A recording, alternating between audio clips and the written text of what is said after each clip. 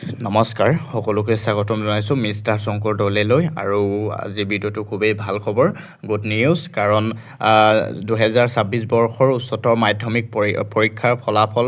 কেতিয়া ঘোষণা কৰা হ'ব সকলোৱে অপেক্ষাত আছিলে চ' 2026 বৰ্ষৰ উচ্চতৰ মাধ্যমিক ফলাফল অহা 28 এপ্ৰিলত ঘোষণা কৰা হ'ব বুলি ডক্টৰ হিমন্ত বিশ্ব শৰ্মা মামাই লগতে আমাৰ educational minister doctor Ranoj Pegu ডাঙৰীয়াই টুইট কৰি ফেচবুক টুইটাৰত যোগেদি আপোনালোকক ইতিমধ্যে জনালে আৰু এতিয়া মেইন কথাটো হ'ল কেনেকৈ চেক কৰিবা ৰিজাল্ট দিনাখন আগতে যদি আপোনালোকে আমাৰ চেনেলটো ছাবস্ক্ৰাইব কৰা নাই ছাবস্ক্ৰাইব কৰি নটিফিকেশ্যন অল কৰি ৰাখিব আৰু ৰিজাল্ট দিনাখন নিজৰ ৰিজাল্টটো চেক কৰিবলৈ চিম্পলি ক্ৰম ব্ৰাউজাৰ নহ'লে গুগল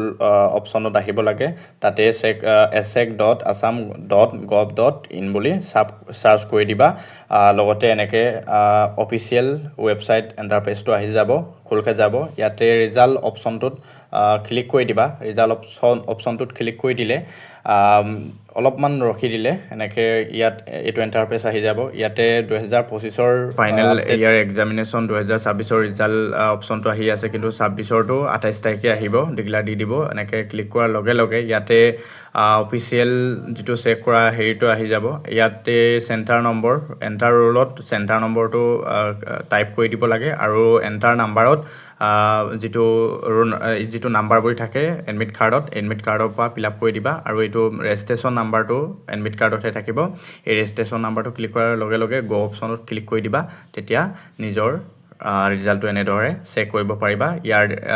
অফিচিয়েল যিটো লিংকটো মই আপোনালোকক ডেছক্ৰিপশ্যনতো দিয়া আছে আপোনালোকে গৈ তাতে চাই ল'ব পাৰে